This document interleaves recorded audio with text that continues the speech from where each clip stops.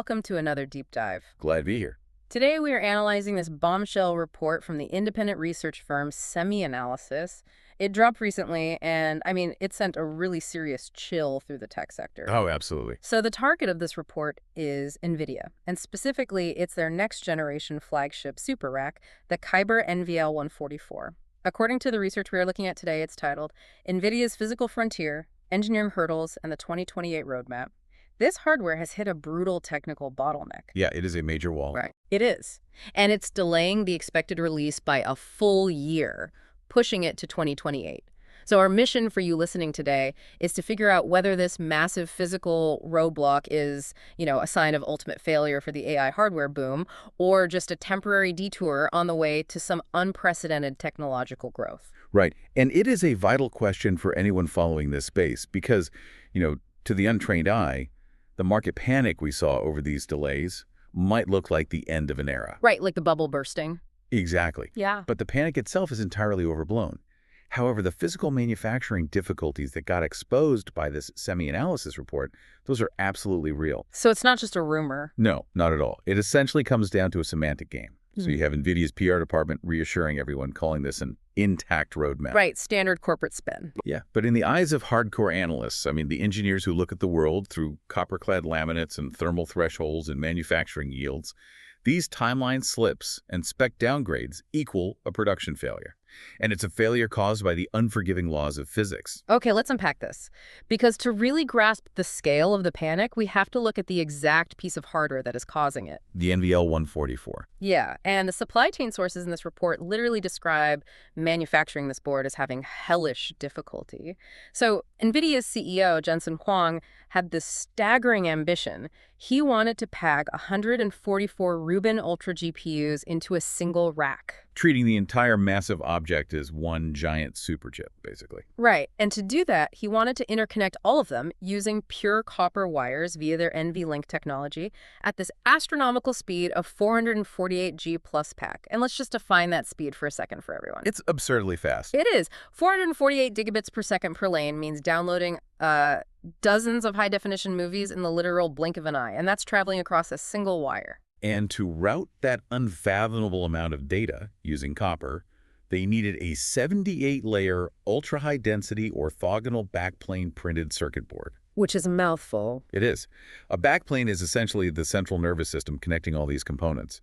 But for context, normal premium AI server motherboards usually max out at about 20 to 30 layers. So jumping to 78 layers is... It's practically science fiction. While money and capital can break through a lot of engineering walls, they cannot break the laws of physics. Well, hold on, though. If they can press 20 or 30 layers perfectly in modern factories right now, why can't they just press, say, 26 layers, build 3 of those boards, and just glue them together to get to 78? What is actually stopping the global supply chain from pulling this off? So the supply chain is currently trapped by 3 distinct physical dead ends. And your idea of pressing 3 boards together, that is exactly what they tried. Oh, really? Yeah, but it leads to the first dead end, which engineers call impedance consistency collapse. Impedance consistency collapse. Right. A 78-layer board is simply too thick to press and laminate all at once. The sheer pressure and heat would destroy it. So the workaround is to manufacture 3 separate 26-layer boards and perform a secondary lamination to press those 3 together. Okay, but that sounds like a perfectly reasonable manufacturing step. Why does that fail? Because of that 448G plus ultra-high frequency speed you mentioned earlier. Mm. At those extreme data speeds, the tolerances are microscopic. Like, how microscopic are we talking? Well, if those 3 secondary layers are misaligned by even a fraction of a millimeter during that final pressing, it creates an impedance mismatch. That's a sudden fluctuation in electrical resistance. Okay, I see. Think of the data like water rushing through a perfectly smooth pipe at intensely high pressure. If those boards are slightly misaligned, it creates a tiny lip or a ridge inside that pipe. Oh, so the water hits that lip. And it violently splashes backwards. It disrupts the whole flow. In high-speed electronics, that splash is called signal reflection. It completely ruins the signal integrity, causing massive packet drops. The data simply crashes. The signal literally splashes back and destroys itself. Okay, but let's say they miraculously press it perfectly. Is there another physical limit they hit? Oh, yes.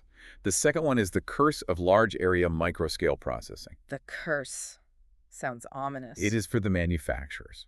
Inside this massive 78-layer backplane, the copper lines routing the data are restricted to a width and spacing of 25 microns or less. Wow, 25 microns. Yeah. Now, doing micron-level lithography on a tiny silicon wafer is mature technology. We do it all the time for computer chips. But doing it consistently across a giant multi-square-meter server backplane, while ensuring that tens of thousands of microscopic lines never break or short-circuit, is an absolute nightmare. Because it's just so massive. Right. A single speck of dust on a square-meter board ruins the entire layer. So as you add layers, the yield rates, the percentage of boards that actually work and aren't defective, drop exponentially. Top-tier manufacturers are flat-out refusing to sign volume contracts. Wait, they are refusing NVIDIA. Yes, because they would have to throw away most of what they build. They would literally lose money on every board that comes off the assembly line. That is wild. I'm actually looking at the list of materials they're throwing at this problem right now to try and fix it, and it reads like a luxury spacecraft spec sheet. It really does. They're using M9 grade ultra-low loss laminates, quartz fiber cloth, and Teflon, or PTFE. Why throw all that into a server board? Well, they need the Teflon to keep the signal slick and fast, and they need the quartz fiber for structural stability. Okay, makes sense. But that lavish cocktail of materials leads directly to the third dead end. We call it the thermal expansion civil war. A civil war inside the board. Exactly. When an AI cluster runs at full throttle, it generates staggering amounts of heat. And those three materials, the Teflon, the quartz, and the laminate, they all have vastly different coefficients of thermal expansion, or CTE. Meaning they expand and shrink at completely different rates when you heat them up and cool them down. Right. So imagine building your wet tissue paper skyscraper, but you are weaving in layers of rubber and steel. Yeah, when the building gets hot, the rubber expands dramatically while the steel stays rigid. Repeated heating and cooling cycles from running AI workloads trigger immense internal shear stress. So it tears itself apart. Literally. The board is ripping its own internal circuits apart, warping and delaminating layer from layer. So the physics have essentially vetoed the 78-layer board for now.